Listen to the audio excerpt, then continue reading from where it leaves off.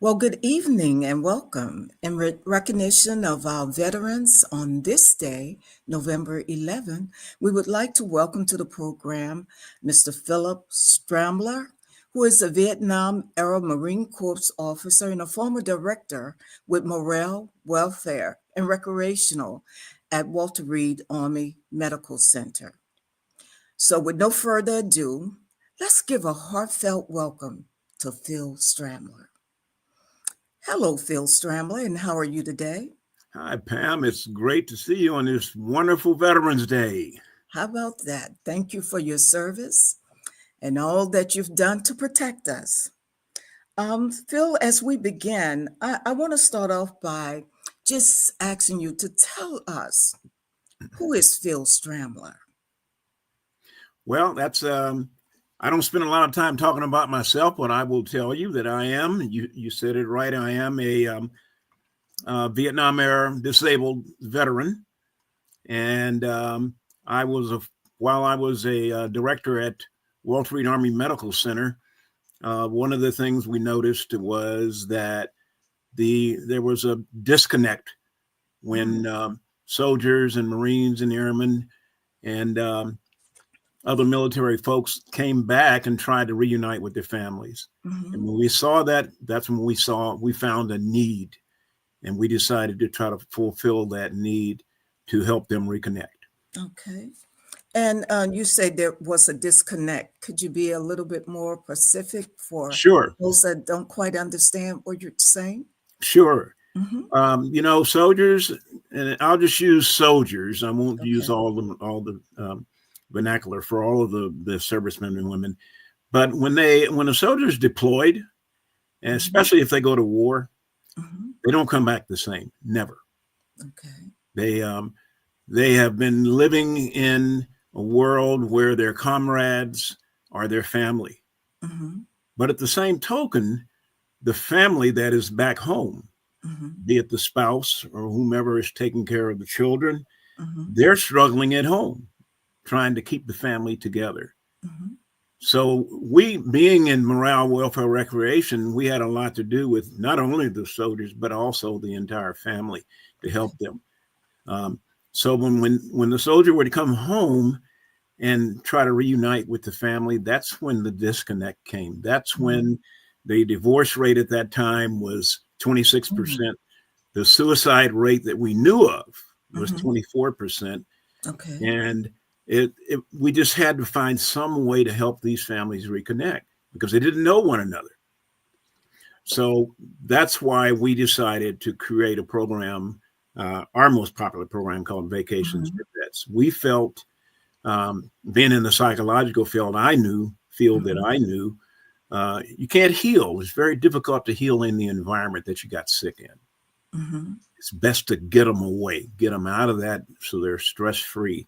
Hmm. And by creating vacations with our partners in the Hmm. resort world, we were able to take these families, get them out of the military environment, Hmm. um, provide a free vacation Hmm. for them, Hmm. so they could reconnect. They didn't have to worry Hmm. about paying for it and thousands of dollars that it would cost them. And all of the resorts that we would send them to, which are now over 600, Wow. are 5-star resorts. Mm. Most of these families, many of them live below the poverty line. I don't know if a lot of people know that of military, Hmm. um, but at any rate, most of them wouldn't be able to afford it anyway. Hmm. So this service that we provide for them hopefully helps them reestablish their family. Hmm. Now, Phil, I have to ask a couple more questions. How long did you serve in the military? I served in the military. I was actually caught in the draft lottery, Okay. and so I admittedly say it Hmm. wasn't something that I wanted to really do at the Hmm. time. I came from 3 generations of military, though. My dad Hmm. spent 30 years in the military, and Okay. so did my brothers. Hmm. But it was the times in the '60s, and we were having a Hmm. good time in college and everything. Hmm. But at any rate, yes, I went, I served my country, Hmm. and I stayed on active duty 12 Hmm. years. Wow. And for a guy that Hmm. really didn't intend to go into the military, that was Hmm. a long time. But Yes. every time I got ready to discharge, the Marine Corps would give me another good deal, Mm-hmm. send me somewhere that I felt I really wanted to go. So, being mission driven, Mm-hmm. um, I stayed for 12 years. Mm-hmm. And then after getting out of the military, I worked for the Department of Defense for Mm-hmm. um, a number of years. So I have total 34 years service Mm-hmm. before I retired. Okay. It seems like you were very committed and very dedicated and you enjoyed what you're doing. And I'm speaking in terms of in honor of our troops. One of my questions was going to be what inspired you to begin that program, but I can tell from the answers that you've given thus far that you really cared about the Oh, troops. oh, absolutely. Absolutely. I cared as much now as I did when I was on Mhm, active duty. mhm. I had a nickname. I was nicknamed the Incredible Hulk by Okay. my troops. And the reason I Mhm, had that nickname is they said, well, he's a real nice guy until you really piss him off. And when you mhm, make him angry, um, he's not such a nice guy. But mhm, what would make him angry is mhm. someone hurting his troops. Sure. I believed in taking care of the troops and Mhm, their families, and I mhm, still do. I love it, and that's my life's mission. mhm. Well, one could certainly tell that you really love what you're doing. You really love starting the program and you really enjoy helping your troops. One of my other questions was what did the military reinforce or instill in you? We've heard about the program that you started, but Mhm. can you tell us a little bit more? Oh, absolutely. Being having been enlisted and a Marine Corps officer, Mhm, um, I can tell you the principles in life. I mean, I was a college kid um, and that was out there having a good time, and it wasn't that I was recruited. I was caught in the draft lottery, but when mhm, I went in, I after about the first 3 months, I realized mhm, that I had gained a discipline that I didn't have before, mhm, even coming from a military family. And I liked it. I liked the fact that I had to, I was responsible for something. I was mhm, responsible for helping. And when you're in the military, it's not about you. It's never about you. It's mhm, always about who you're serving for. mhm. And I was serving for this great nation, and I'm proud to be a veteran today, not only today, but every day, Mhm, 365 days of the year. And we should mhm. celebrate our veterans that way.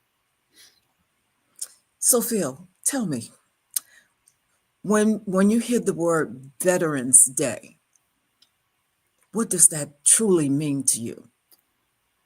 Well, I'm glad you said it that way because it's a segue to what I was starting to Mhm, into a few minutes ago.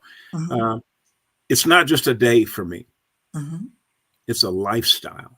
It's Okay. forever. From the day that I Mhm, stepped into the military world, mhm, it changed my life, and mhm, I became someone that was there to help and protect mhm, this nation and all the people in it.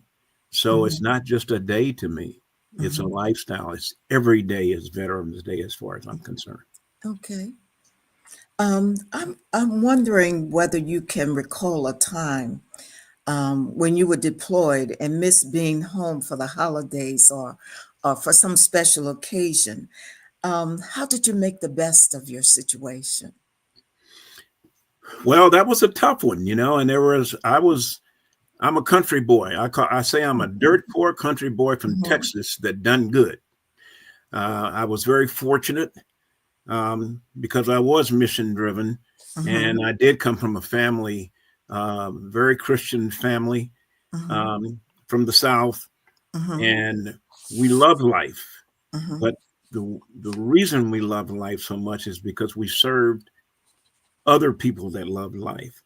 I could not be happy unless the people around me were happy. mhm, I could not be happy when I was on active duty unless my troops were well taken care of. Okay. Um,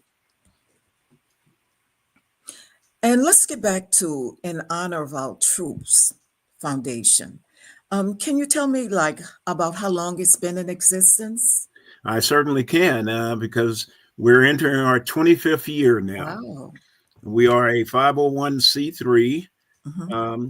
foundation, Mm-hmm. and we were founded in the year 2000 Mm-hmm. when Operation Iraqi Freedom and Operation Enduring Freedom, Mm-hmm. which originally or became Afghanistan. Mm-hmm.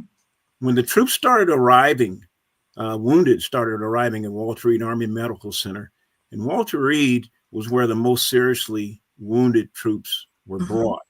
Okay. Um, and mostly amputees, traumatic brain injury, Mm-hmm. post-traumatic stress, which everybody knows about, high Mm-hmm. anxiety, and a lot of other things, names you can't even pronounce. We Mm-hmm. got them, and we had Mm-hmm. to take care of them, and we had to help them heal. Mm-hmm. And the one thing, if I could ever stress anything at all, I would stress the fact that post-traumatic stress uh, syndrome that everybody knows about Mm-hmm. um, isn't something you heal from. Mm-hmm. These troops, we took care of them and we helped them deal with it. But Okay. it's a lifestyle. It's a brand new lifestyle when you return from war. Mm-hmm. Or you don't even have to, it doesn't even have to be war. Most people Mm-hmm. think of PTSD as a war disease. It's not just war. Mm-hmm. It can come from a car accident. It can come from an operation or rehabilitation, a medical rehabilitation where it changes your life. Mm-hmm.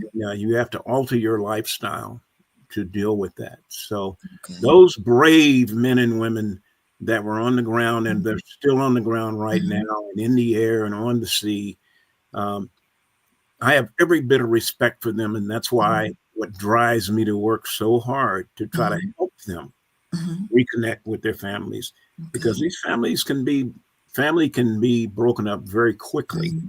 unless they have the support of all of us. Phil, from what you've given us thus far, um, it seems that you touched their lives in a special way. Um, can you tell me how these troops, these disabled veterans, received that? What were their feelings? What was their thinking? This is something like almost unreal that there's someone that cares so much about them that they want to see them be able to still enjoy life. So, what was it like? Well, the best way I can describe that Mhm. is to give you an Mhm. example Okay. um, of of Mhm. one of the most famous, Mhm. well-known wounded warriors today. He Okay. was Mhm. probably with the president when they were laying the wreath today, and his name is Staff Sergeant Charles Eggleston. He's now on my board of directors. Mhm. When he came into Walter Reed, he was a mess. He had Mhm. lost everyone in his unit had died. He Mhm. was with Special Forces and Army, and I forgave him for that. But Mhm. he came in and he was just a mess. And I worked with him. This young man, who is medically discharged now, went through 56 surgeries at Walter Reed Army Medical Center. Mhm. And I Mhm. was with him through 38 of those surgeries. Wow. And to this day, he still tells people that I saved his life. And we Mm. still meet every 2 weeks Mhm. in Laurel, Maryland for breakfast. Wow. And that has been 25 years now Wow. since we started. He was Mhm. the first person recipient of our Vacation for Vets program. We Wow. sent he and his wife Mhm. to Las Vegas Mhm. just to get away. We flew Wow. them there. We did everything for them, and they were Mhm. our first recipient. Where they were the first recipient of the Vacation for Vets program. So that's the best way I can Mhm. describe to you. There are hundreds and thousands of those, Mhm. but he was the one that really um, was a difficult task for me, Mhm. and I had to stick with him, and I did. And only by the grace of God, you have to be a spiritual person Mhm. to stick with and want to help people survive life. Mhm. They can't, especially the ones that can't do it by themselves. So that's a great example of Mhm. a man that I still am connected with. And next week we'll meet in Laurel, Maryland for breakfast again. Well, Phil Stramler, we really need more Phil Stramlers in this world. You really touched me with your story, and I'm sure with the audience, they feel the same. But I have one last question that I'm going to squeeze in here right now. For those who are interested in providing support for your program, who would they, how would they go about making a Well, the best donation?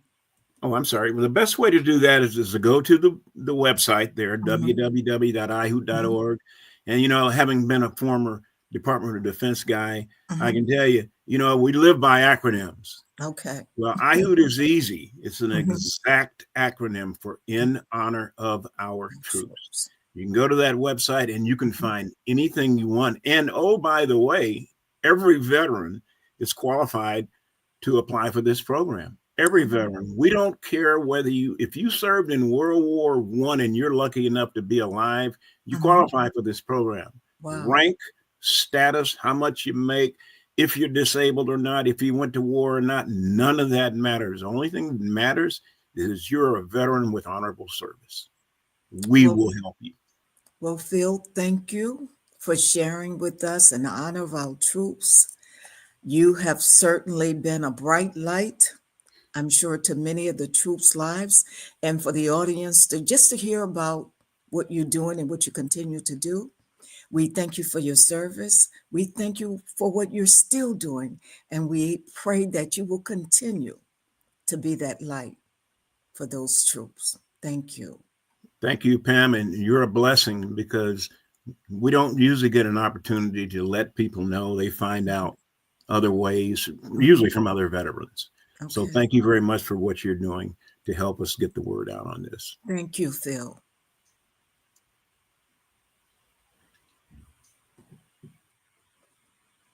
Well, you've heard Phil share his story about in honor of our troops, the vacations that are available for all veterans.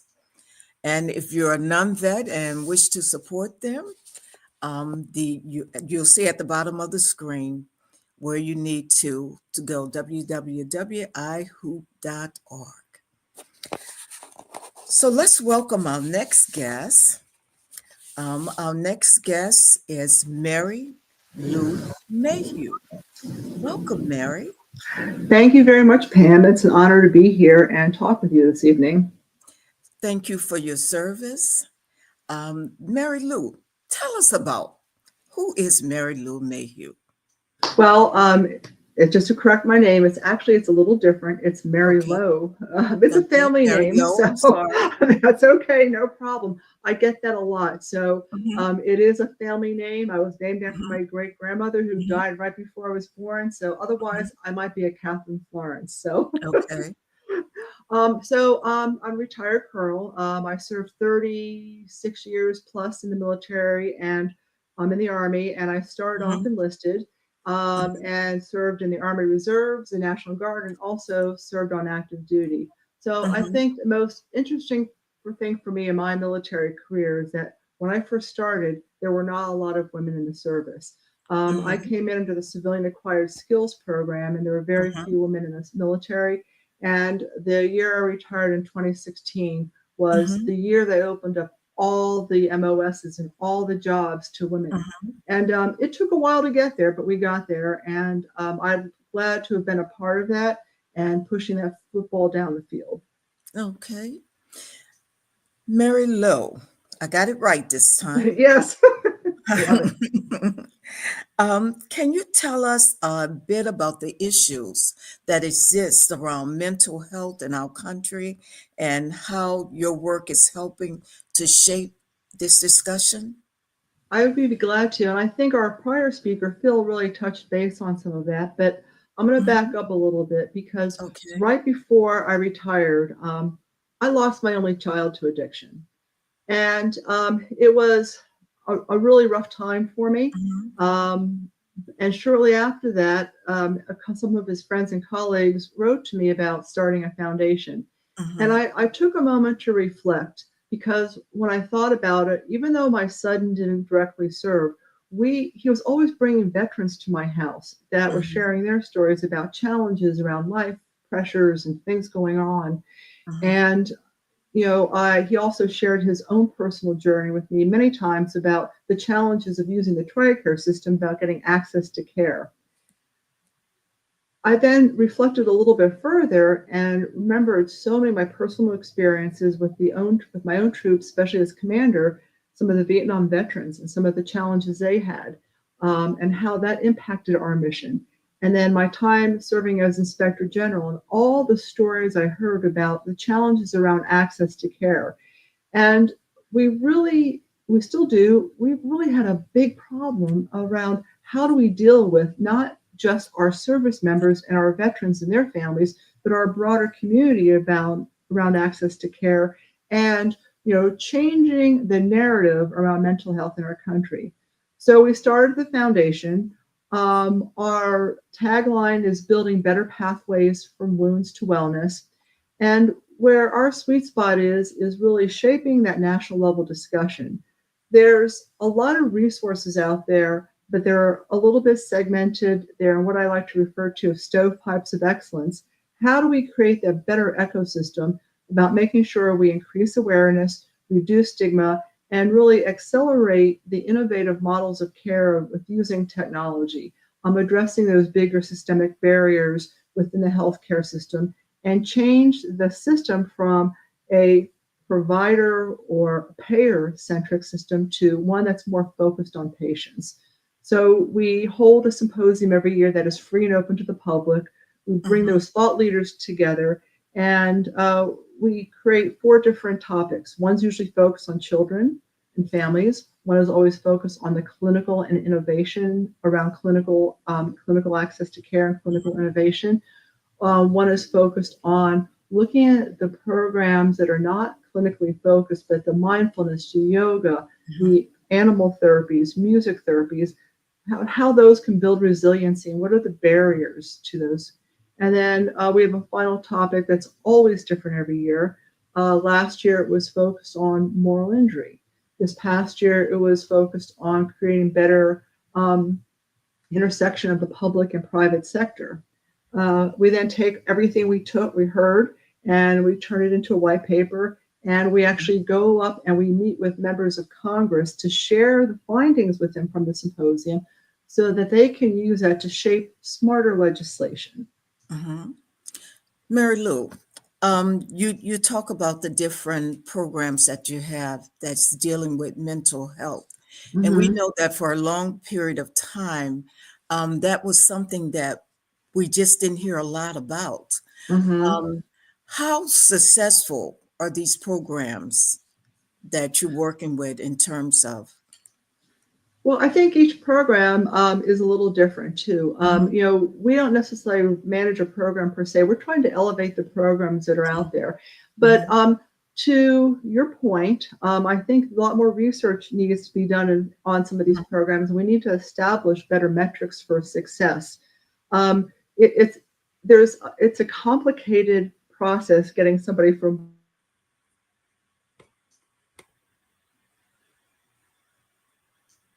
wellness because you often have co-microfocus that exist and it's more than one set of problems a person is dealing with.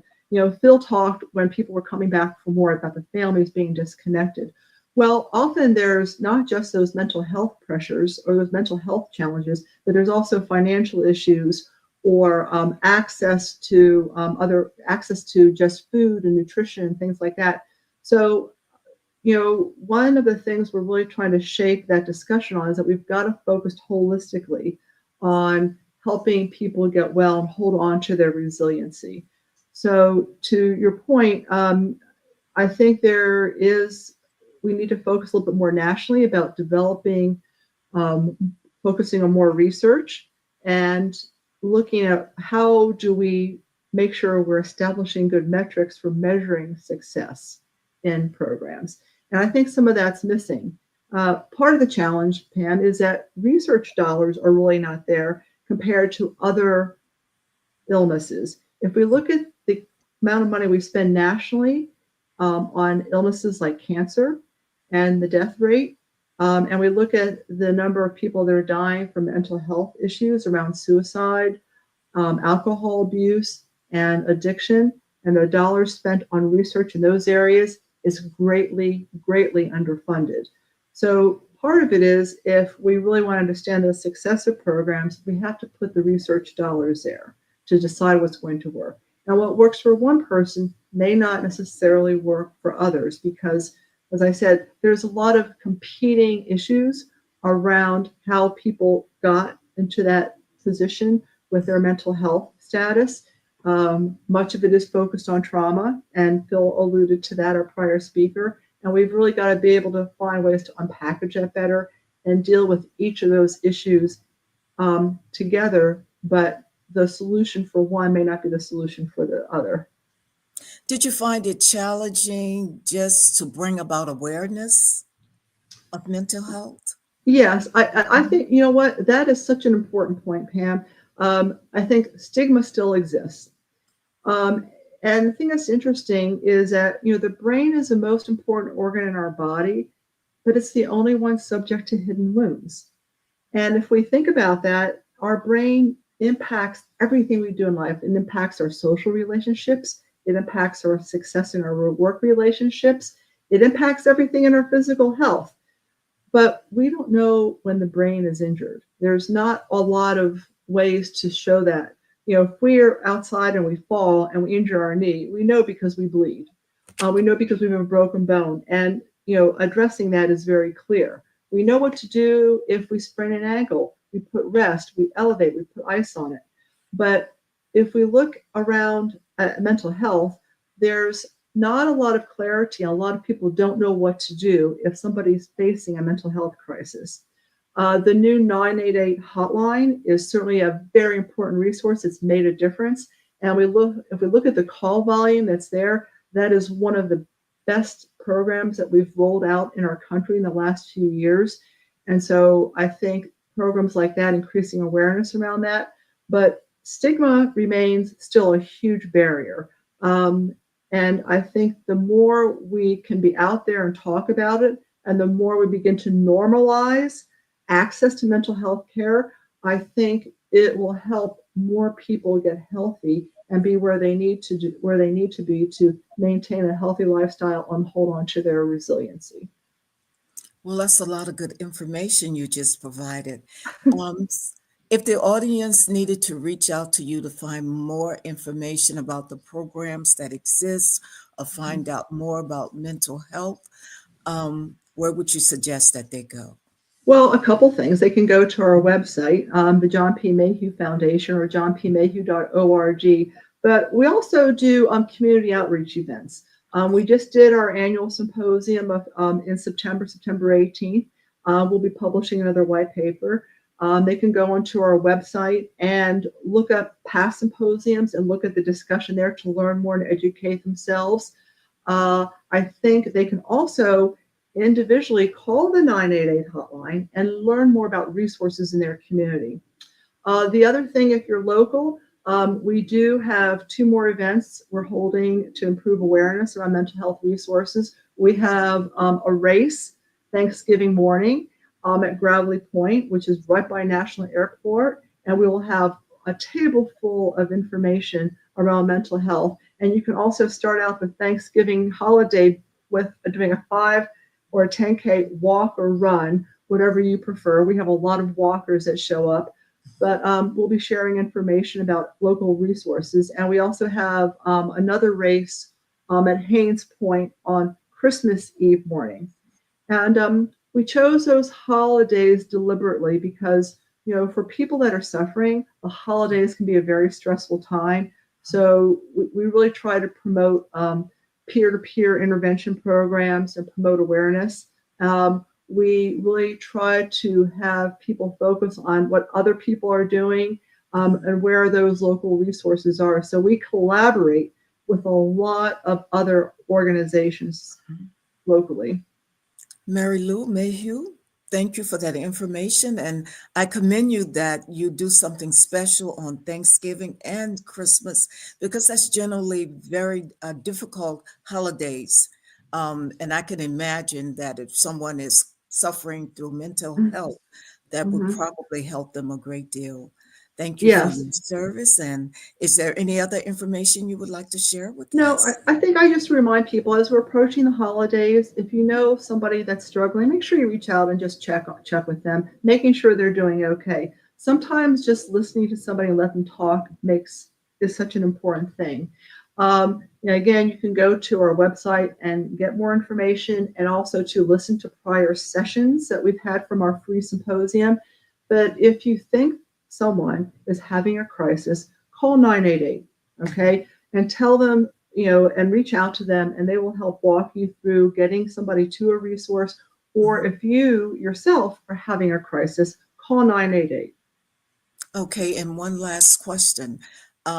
The run that you're having, a walk that you're having Thanksgiving Day, and the event on Christmas at Haynes Park, is that open just to veterans? Everyone, it's open to the public. One thing about mental health, Pam, is Mhm. that all of our veterans live in the community. All not 60% of our active duty live in the community, and everyone we pull, to recruit, all comes from our community. So we believe strongly in taking a very broad public health approach.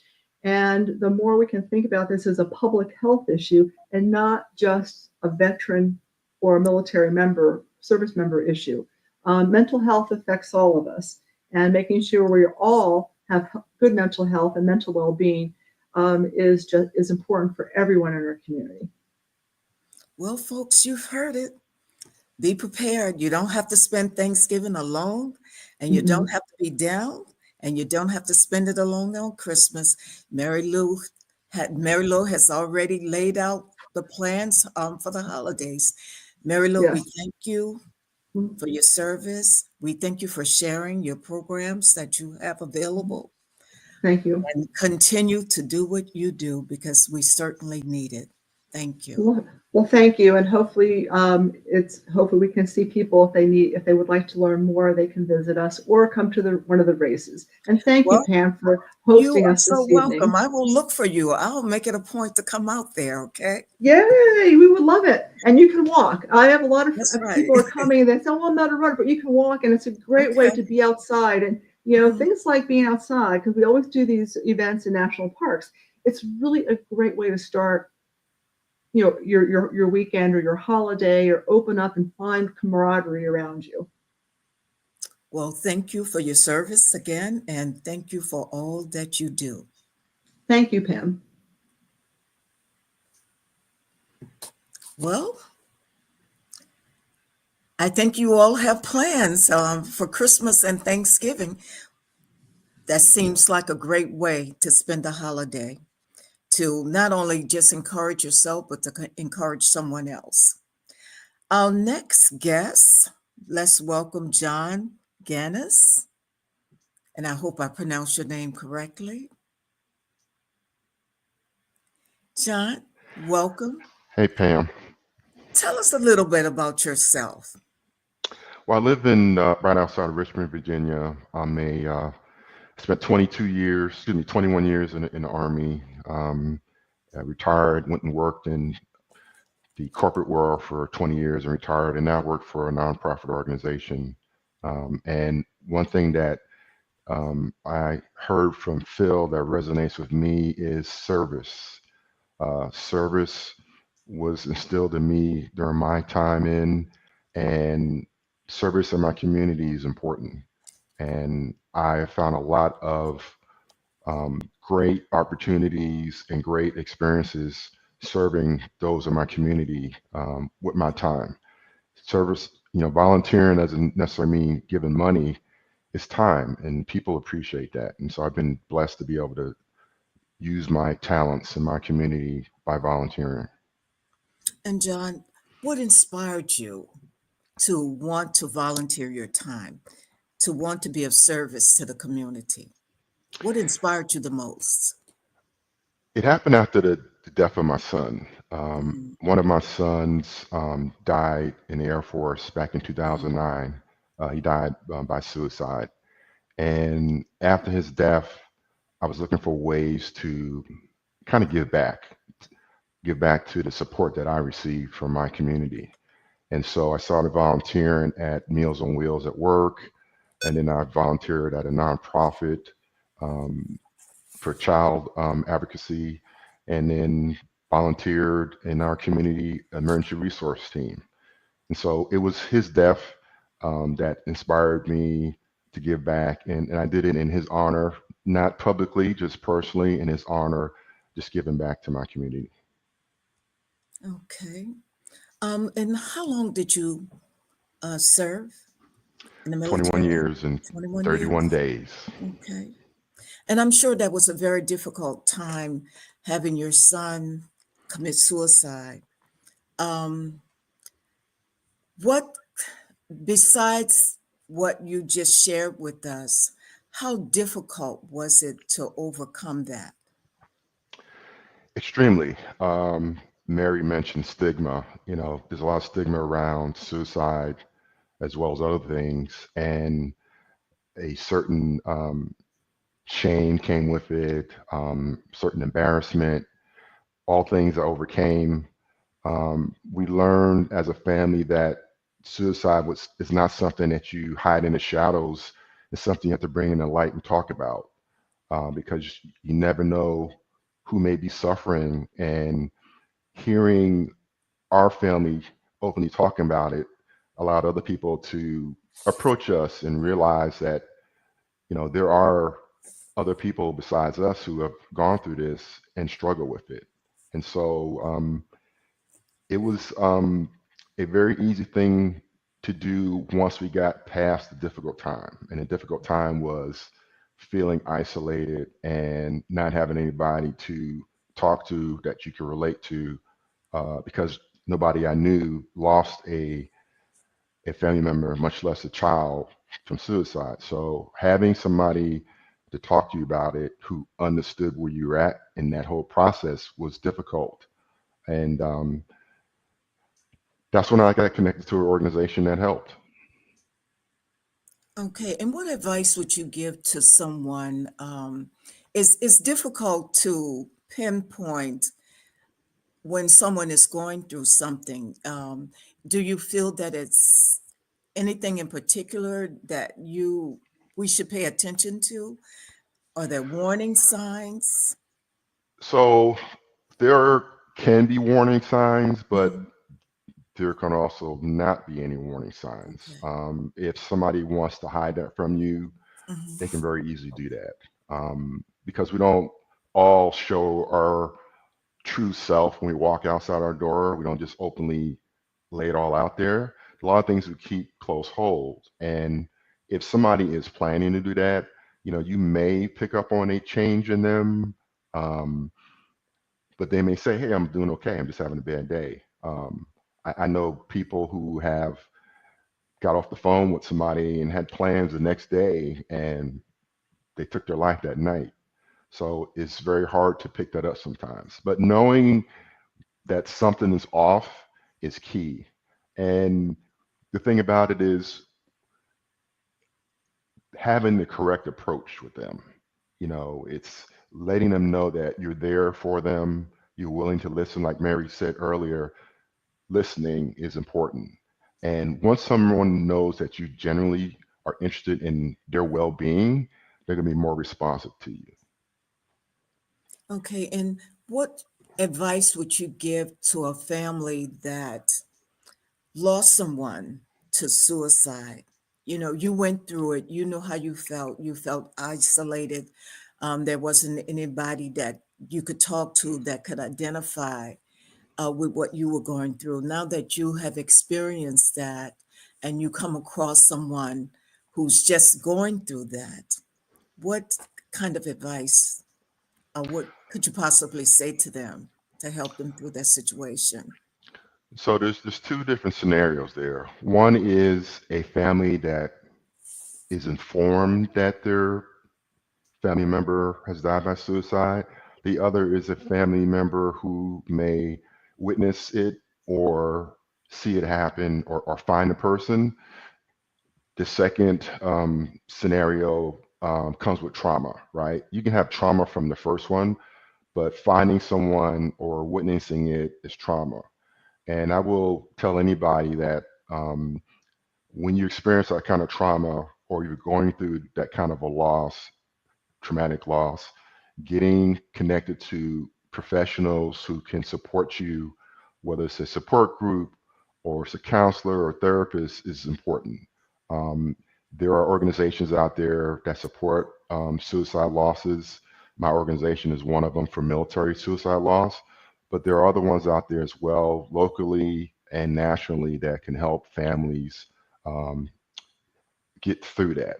We never want to say get over it because you don't get over that loss, but there are things that you can do to get through it. And the most important thing is it takes time. It's not something that you can just, flip a switch and turn it off. It goes with you for the rest of your life. Can you just tap in a little bit more and tell us a little bit more about the Tragedy Assistance Program for Survivors? Sure. So that's a nonprofit that was established in 1994, and it supports the military and veteran community when they have a military loss. So anybody who dies on active duty is given the opportunity to connect with our organization, and we provide access to peer support, resources at no cost to those families. We have in-person seminars and retreats. We have online programming. We have webinars. We connect people with benefits, education benefits for kids, military benefits that they're owed. We basically step in where the military ends. When the military renders their honors to a family, pretty much everything stops. And so our organization steps in and connects those people who have had a loss with similar families with similar losses. So suicide family losses, we connect with suicide families because we know from our experience that peer support works and it works well. And so we connect those families together so that they can not feel isolated and know that there's somebody that they can talk to that's been through not this exact same situation, but similar situation that can help them work through it. So tell me, John, someone that wanted to find out more information about the programs, where would you? Our website, Okay. taps.org. Okay. We have a lot of free information that's available to anybody, whether they're military or not. Mhm. And as far as our support, we also support veterans as well. This organization is an organization that everyone who has served should know about because when we veterans die, our organization will be there to support that family. And it doesn't matter whether that person served 1 day or 10,000 days, whether it was by suicide, accident, homicide, combat, or when it happened, we support that family and we'll support them forever. Well, I think that's a very good program that you have there, and I commend you um, for being so strong with what you've gone through, that you've made yourself available to other people who may have experienced this kind of tragedy. Tragedy is something that's always very difficult for us to deal with. We thank you for what you do, what you've done, and what you're still doing, Thank because you. volunteer seems like it should have been your middle name. You're committed to doing this. You're committed to helping out in any way that you can. And I'm sure your son would be very proud of you for what you're doing in I hope his so. honor. Thank you. So we Thank you. thank you.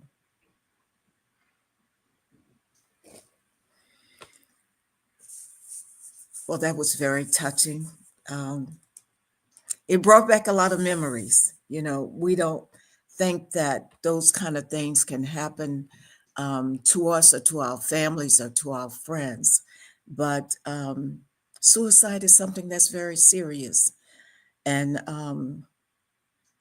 John gave you the information. If you need more, just go to www.taps.org. Well, our next guest will be Dennis Williams. Oh, I'm sorry. Let me retract. I'm jumping the gun. Our next guest will be Dr. Rock. Hello there, Dr. Dillard. Hello, how are you, Pam? Thank you so much. All righty. I almost just skipped over you, That's okay. but it's a good way to look at that. They say you save the best for last, okay? Well, thank you so much. Well, tell us, who is Dr. Norvell Rock Dillard? Well, Pam, I am one that I'm from Lynchburg, Virginia, one of nine children. And I say that, grew up very closely with 6 of us in a very small home there in Lynchburg, Virginia. I mention that because I'm one that I felt like I was kind of born and raised to be in the military. It was very clear, certainly coming up. Dad was a commander. Mom was the deputy commander. My oldest sister was sergeant major. My other sister was a first sergeant. One of my brothers, who was always in charge of us, was a drill sergeant, and I had my little squad. So bottom line is we understood, how to move every day. Mom and dad was gone. The next one that was oldest was in charge. So it was easy for me, to transition into the military because I went into the Army, spent 27 years. Wow. Working actually in everything from personnel to recruiting to air defense, all those different things, culminating with me retiring as a colonel, as a principal deputy for EEO and civil rights for the Army. Okay. I transitioned from there. And that's the key part as we talk about veterans in transition, that I transitioned into being a civilian, of which I spent about 16 years. But I want to go back and not miss the moment to say happy Veterans Day to all our veterans. This is a time to honor those who have certainly served and keep us free. So I want to do that and just talk about how grateful I am for being a part of this conversation, because what I want to say is we reflect on how our service doesn't end once we take the uniform off. And that's the transition part of it, because it can be quite daunting. We spend most of our lives in the military, and then all of a sudden we become civilians, or we, do something else. And what I will tell you, when you talk about veterans in transition, the things that are most daunting are the fact that you have a loss of structure that we've had in the military all those years. All of a sudden the routines change, or either, our identity and purpose, or transitioning our military skills into civilian skills, very, very different, or navigating the job market. All those things can be challenging for somebody that's been in the military that not have to do that before, because we've always been told what your next job is, right?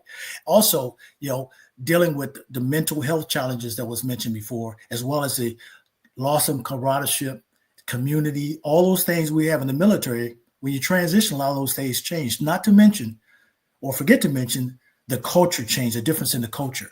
So those are the things we find that are a challenge. And I find that there's a space. I thought there was a space for us, that all the things I did in transitioning the years, from military now to civilian, of which I did that back in 2008, I find there's a void for veterans understanding how to do that. So in doing that, I saw an opportunity from what I've learned to, in that space, work with veterans as they transition. I've been doing that for years throughout the military. As many of my soldiers have transitioned, I've kept notes and templates and all that kind of stuff to help them. But now I see that I can do that on a much larger scale to help them on those things to transition.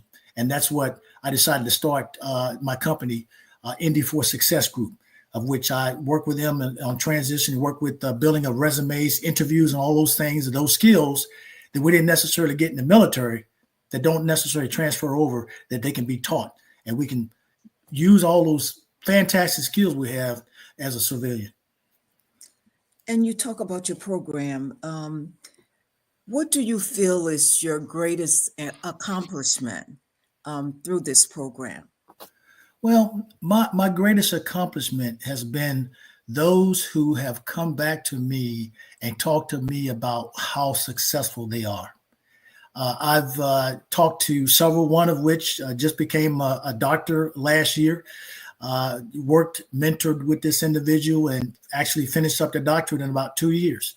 Some of my soldiers who were under my stead, I can't tell you the number of them that became command sergeant majors, leaders of our organizations. Now some of them are leaders of their own organizations, general managers of semi-pro basketball teams. All those things, the leadership skills that we worked on, certainly were things that made them to understand the skills they had and take them to the next level and transfer that leadership to others. So to me, it just gives so much pleasure to see others succeed. That's why I like to give back to others, to certainly work to lift others as I climb. Well, I don't even need to ask you the next question, because I was going to say, how rewarding was that to have them come back to you? What was your feeling? But you expressed it so well. Yeah, it's a great feeling. You know, what I will tell you is it's all family. Mm-hmm. You know, whoever I deal with becomes part of family.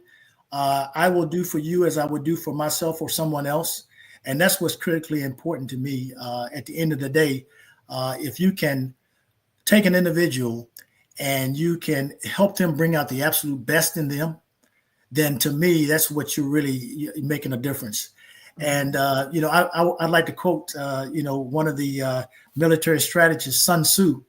And Sun Tzu said that if you would treat your subordinates like you do your children, they will follow you to the depths of the earth. I think we need you to say that one more time.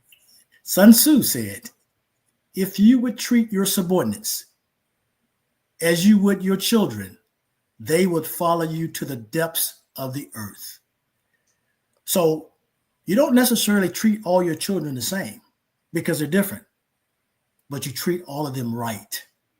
And you lift them up, and they will know, as I, you know, just mentioned earlier, certainly by John mentioning, when they know you care, then they will follow you to the depths of the earth. So those are the things, the leadership things that we need to understand.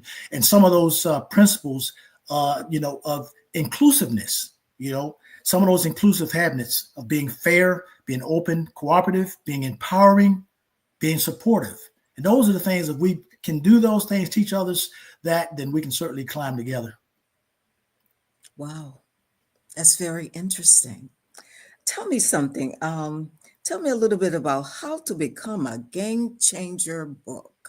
Oh, wow. Listen, I love this. I was certified probably about 8 years ago as what you would call a master game changer by the Office of Personnel Management. And a little bit I talked to you about just a minute ago, and that is those inclusive habits. And those inclusive habits, again, you know, certainly, you know, being fair, open, cooperative, empowering, and supportive of someone. But to be a game changer is to be able to come into an organization or do those things that other people won't do. As you mentioned, Pam, I certainly have a book I've written. I'm in the process of publishing it, and it's called How to Become a Game Changer.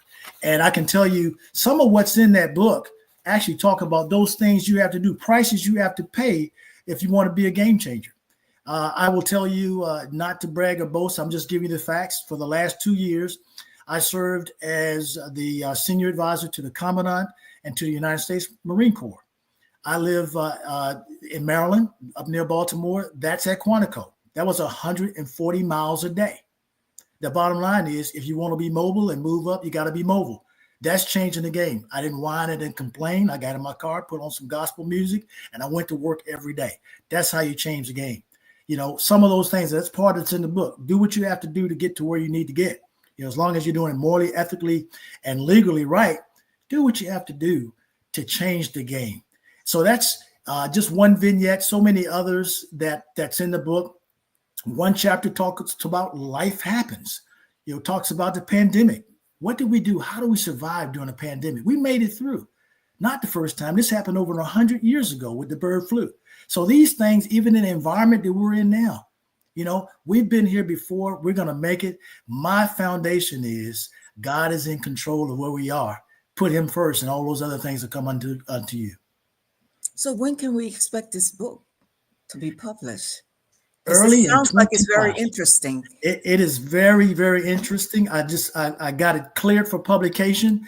The manuscript is done. In fact, for my doctorate in strategic leadership from Regent University, that was my thesis, was my book. That manuscript is done. It's been approved. So I'm looking at late December, quite frankly, early January, it'll be published. I'll let everybody know. But I think it's that book has, it'll have you laughing. It'll have you crying. It'll have you being matter of fact about things. I'll get some amens out of it, but I think you will see yourself as I saw myself, and some things hopefully that will motivate you to do some of those things that that you might not ordinarily do to change the game. And at the end of the day, that to include the company I started, where I can reach out to help folks, build resumes, work to transition to certain things for not only mid-grade, but also for senior executives. I've worked with some individuals to help them become senior executives, as well as transition to other federal government jobs. I've trained all over the federal government on how to become a game changer and how to change a game. So these things that we're talking about are all things that can be learned and that you can do and you can pursue and be the absolute best of whatever you are. Well, I certainly look forward to reading your book as soon as it comes out. How can one find more about your program? Well, you can, I'm a personal individual in that you see indy4successgroup.com there, but I'd offer you and ask you to reach out to me on LinkedIn. And you see my Dr. Norvell Rock Dillard. Bring me on LinkedIn, send me an invite. I love to pull you in, love to talk to whoever you are. And certainly my website, you can go there. And I really look forward to working with all of you and anybody that wants to not only change the game, but get to the next level. We all got potential to get there. Having been in the military, I honestly believe in my heart, you can go and you qualify to do any job. We have done so many things in the military, but having it transferred over to the civilian sector is not necessarily an easy link. And that's where I can come in and help you do that. So you can be at the potential you need to be just as you were in the military and take it to the next level. Well, thank you so much. You heard it, folks, directly from Dr. Norvell Rock Dillard. Check out his book, How to Become a Game Changer to Be Motivated. We thank you again for your service. Happy Veterans Day. And thank you for being a guest here today and sharing some vital information with us. Pam, thank you so much again. Thanks again to all our veterans. Pam, thank you so much for what you do and what you're doing for the veterans, you and Rod. Thank you so much. God bless you. God bless you.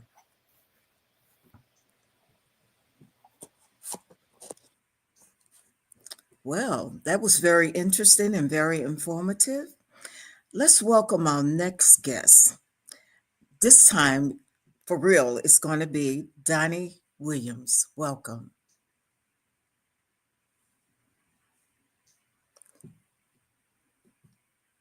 Can't hear you.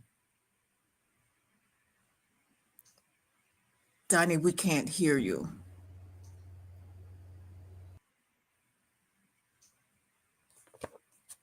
Check your mic. Mic check, mic check. Okay, that's better. Thank you so much, Pam. I greet you with the joy of the Lord. Don't you know the joy of the Lord is our Yes. strength? Yes. And yes, it is. I'll be remiss if I don't give a shout out to Rodney Minor for this invite and the opportunity to share on this platform with distinguished guests that you've had, veterans. Rodney's got a heart like yourself, have a heart for veterans. So I certainly appreciate that. And let me say up front, happy Veterans Day 24. Okay, Donnie Williams. Let's talk about Donnie Williams. Who is Donnie Williams? Are you from Wilmington, North Carolina? Because that's the only one. Those are the only folks that call me Donnie. Okay. Donald Williams be fine. Let me say that I'm the favorite son of Lula and Donald Williams from Wilmington, North Carolina. They're members of St. Stephen's AME Church off of Red Cross, and I'm blessed to be my father's namesake, Donald Williams. Lost my my mom about 2 years ago. So we're pressing through. This will be our second Thanksgiving Day without her. But who I am, I'm in my 66th year of life.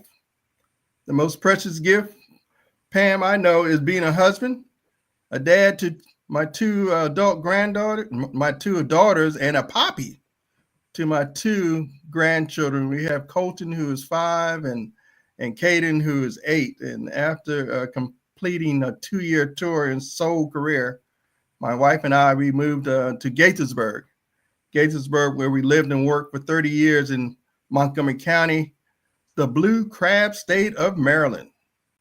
And we both were quintessential servant leaders in church, First AME Church right there in Washington Grove, shout out. And we both were presidents in our Greek chapter. My wife is a Delta Sigma Theta Soror, and I'm a member of the greatest fraternity in the world, Omega Psi Phi Fraternity Incorporated. But I'm excited to join you this evening. And again, I just want to honor our veterans. I had a wonderful Veterans Day here. We have moved to High Point, North Carolina, after spending 30-some years in Maryland. And so I also like to share that I'm a first-time published author, if I might. Wow. I'm excited to tell my story, to share my story with being a public servant, community leader who ignited a community by raising the awareness on the importance of mentoring, leadership, and mentoring programs for young people. And my book captured my journey as a student athlete, education preparation, 20-year military career, a community leader, a championship basketball coach, and a servant leader in Omega Psi Phi. And guess what the title is? A Game Changer Pursuit. Educating, equipping, and encouraging our youth for success. Is that amazing? It is amazing. I heard Dr. Dillard like, what? Yeah. This book is a clarion. You're going to ask me what's the book about? Well, it's a clarion call to action. Become a mentor. We all see what's going on, and we're losing too many of our babies. And so this is a clarion call to be a mentor, save and transform young people's lives and strengthening their families. I encourage you to mentor 2 people, a 3rd grader. If you can mentor a 2nd grader, the reading literacy is real. And the 2nd grade, you should mentor someone in the middle school, 7th and 8th grade, because that peer pressure is unlike anything we have seen. And so the book, again, captured my journey. It's an autobiography. It's about mentoring, leadership, and collaboration. I don't do this alone. And so that's where Ron and I connected with the work that we're doing in the lane, in the space of positive youth development. We got a conference called the Game Changer Conference. How about that? Game Changer Conference for young males. And again, this is in Maryland, Montgomery County. We just completed October the 26th was our 12th Game Changer Conference for young males. And the next one, are you ready? Next one is April the 5th. April the 5th in 2025, Game Changer Conference for young males and their parents. And so we're excited about that. We have what is a game changer? You heard, first of all, let's be clear. The only game changer I know is Jesus Christ. He changes the game. And then the second thing is we want our young people to make good choices. We want to be respectful. And so this conference is Black male on Black boys. We teach them life skills, how to tie a tie, how to do a 30-second interview, how to do a proper handshake, and a number of other things. But that's how they get off the bus and they are immediately interacting with a Black male who's wearing suit and tie, who's teaching them manhood instructions. And then we roll into some workshops. And just to be real brief, elementary, we have 3 tracks. We have elementary, we have middle school, we have high school. This year's theme is the world is shifting, focus forward and compete. And so our workshops, I call them seminars, right after, our military is the model from the military, professional development. Leaders are readers. We, on October the 26th, the second workshop that the elementary had, that's 4th grade. 5th grade, bullying changed the game. It's your choice. We had the middle school track. We had being a gentleman, it matters.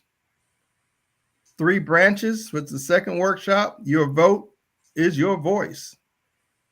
And then we had the third one was making good choices. We have a Harlem Globetrotter former player, and he does a wonderful job with that conversation. And then for our high schools, we have the alphas doing healthy relationships. We had 2 panels that I'm excited was inspired with this connection. The first panel discussion was options after high school.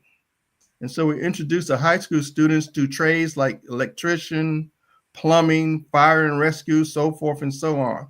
We have professionals in that on those career tracks that are engaging our young people. And then the last one I was so excited about and was inspired. We had military panel. So I reached out to my military guys and oh man, did they show up and show out. Again, our young people have to learn the benefits that we served as we served in the military, the benefits that afforded our life. I'll catch a breath there. I can go on and on. Your thoughts, your question? I just want to reiterate that you said you have a Game Changer conference. So they missed the one in October because that has already passed. But you did say that you have another one coming up. And I believe you said that was April 5th, Yes, ma'am. 2025. 2025. And your book, when will it Yes, be out? it's already out. Oh, Look at it's there. already out. Ah, Okay. it's All out in right. Black History Month, a game changer Congratulations. pursuit. When we all were scared in COVID, that's when the Lord slowed me down to take the thoughts from my mind and put them on paper.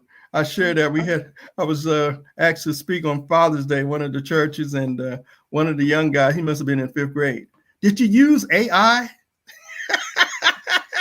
Did you use AI? So we got a generation don't believe God created the brain. And he did.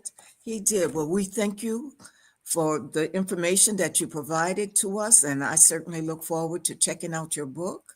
And I hope that many will encourage the young men in their lives to attend your conference next year. Thank you again for being here with us. Thank you so much. Bless you. Bless you. Okay, our next guest will be Dr. Barbara Hatcher. Welcome, Dr. Hatcher. Good evening. How are Good you? evening. I'm doing wonderful, and you? I'm doing well. Happy Veterans Day to everyone. Yes. Dr. Hatcher, I understand that you were the founder director of DC Healthy Start. Tell us a little bit about Dr. Hatcher and tell us a little bit about Healthy Start. Okay. Well, I was born and raised in Waterbury, Connecticut. Came to DC after I graduated. I'm a nurse by profession and did have the great opportunity to head up the DC Healthy Start program. That program was one to reduce infant mortality in the District of Columbia.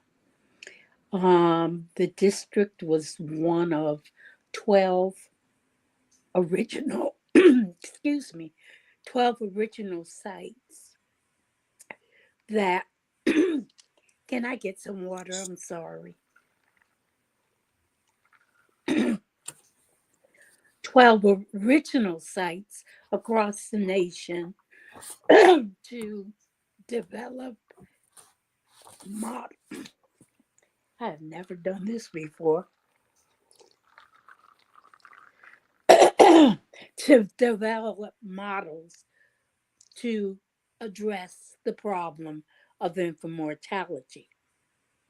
many of those models are still in use and in use in a number of health arenas. I don't know why my picture keeps on flipping to the side. I've gone back and forth all night, but I'm going to go forward. Um, so Healthy Start was a multi-million-dollar project for the District of Columbia. And as I said, I had the opportunity to head that up and work on various models that you hear about today. We used layout, what in general, lay outreach workers. We had women that worked with the patients in the community who came from the community and therefore were aware of the needs and could help people, help those persons get what they needed and translate that to us. We also had male outreach workers to have them work with the young men because many of our pregnant women were teenagers. And so to work with the young men and the young families in the community. We had transportation services. We also had an outreach, what we call the Mom Mobile, where nurses and nurse midwives went out into the community to try to get women into care. So that's some of the things that I was able to accomplish with the staff I had at DC Healthy Store. Well, it sounds like you were really inspired and you enjoyed what you were doing. What actually inspired you To to, I understand that you served as one of the first African American nurses, um, and your troop was pulled out just oh well, before you. oh okay. Well, to what got me to serve is that I guess as a child, the books I got for Christmas were related to nursing. Mhm. And that nurse did a little bit of everything. And so I believe I've done a little bit of everything as well.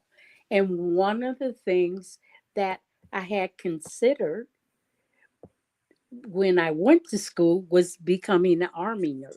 But Mhm. my father did not believe women should be in the military. So when the opportunity came, I joined the DC National Guard. And so to learn new skills and also to join friends who had also joined the DC National Guard. While in school, however, um, I while in school,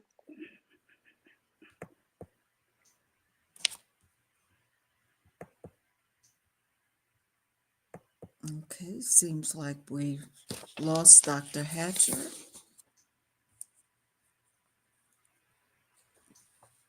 We're having a little technical difficulty, and I guess we'll move on to Angela Holmes. Welcome, and maybe we'll get Dr. Hatcher back at the tail end. Welcome. Good evening. Got a thing.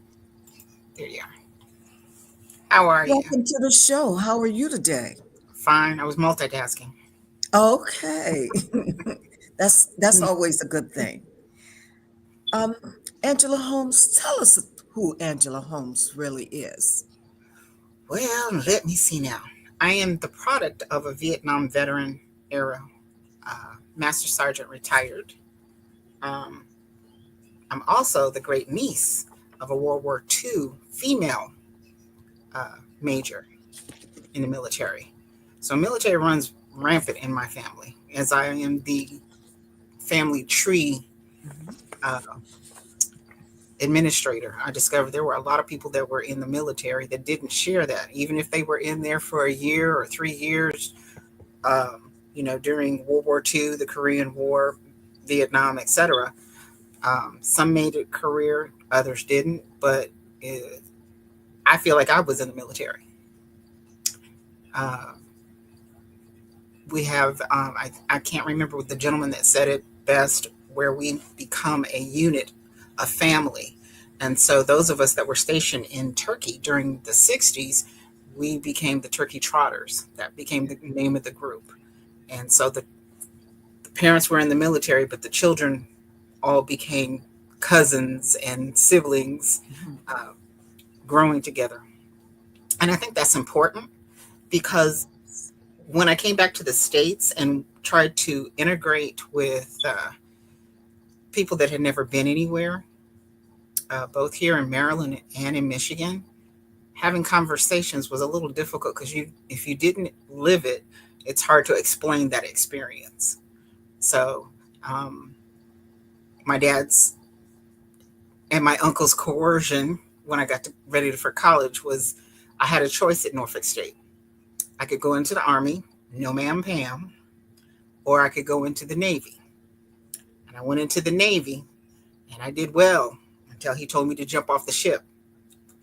So then I became an advocate for military people. And so that's what I've been doing in the community. And as of August, I became the first vice president of the Tuskegee Airmen Incorporated National Chapter. Great. I think in 2024, it's been busy. I became the membership chair for our local chapter, East Coast chapter of Tuskegee Airmen, and then became the chief financial officer for our brand new flight academy down in New Orleans. So multitasking. That's my hometown, New Orleans. Tell me, Ms. Holmes, as the as the first administration of Tuskegee Airmen, what do you consider is the strategic plan for success?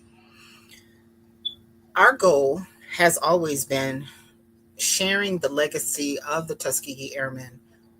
Many of our originals, we call them DOTAs, documented original Tuskegee Airmen, have gone on to become Lonely Eagles.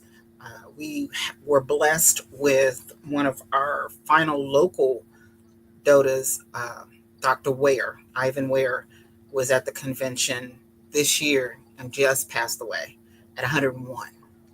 So our goal is to take the legacy of men and women like him and share it with the students in the community, showing how many doors they opened. Our programs teach students aviation. However, our new administration, we're coming on with the times. So we're not just teaching aviation, we're also teaching aerospace and the different facets. It's not just about flying. It's about cybersecurity, drones, that kind of thing. And as first vice president, and yes, you see I'm a female, my goal is to fly like a girl. So I'm interested in encouraging more females in underserved areas to get into the aviation and aerospace programs. That was one of my questions, whether or not you were going to integrate or expose more females to your program. So you just answered that. So I'll ask you simply, how has the U program affected the lives of the underserved students? So we've had several of our students come back and share with the current students the possibilities. We've had many go on to be in the military and serve as jet pilots and jet pilot instructors. We've had several that went into being air traffic controllers, all the different facets within the aviation space. And based on what we just accomplished in New Orleans, the new administration has pivoted what our academy will look like. Our president is actually from New Orleans. He had to step off this evening, but he's from New Orleans and negotiated a deal with New Orleans so that we could continually teach aviation, aerospace, workforce development to the city of New Orleans. Well, it sounds like that's a very great program, and it's going to really help our youth, both male and females. We thank you for being with us today to share with us about your program. And if someone wanted to find out more information, could you give us your website? I was just looking at it down there. It's not spelled right. Okay. But you can go to our website, which is Tuskegee, Tuskegee, airmen.org. In addition to the training, we also have scholarships for students, even if they're not in the aviation. We give away scholarships at every chapter. We have 26 chapters across the country. So we also encourage young men and women to attend college, and we try to offset their cost for college. Well, that certainly is very encouraging. And if these students wanted to find out more about the scholarship, they would use that same website, right? Correct. Okay. Well, thank you for joining us today. Thank you for And having me. continue to do the great things that you're doing, because our youth need you. They need the program that you service. Thank you. And thank you for your service. Well, I think that wraps us up. I don't think we missed anyone else. I thank you all for being here tonight to share with us the programs and the services that you're providing for not just veterans, but also for non-veterans. We thank you for your service, and we encourage you to keep doing what you're doing.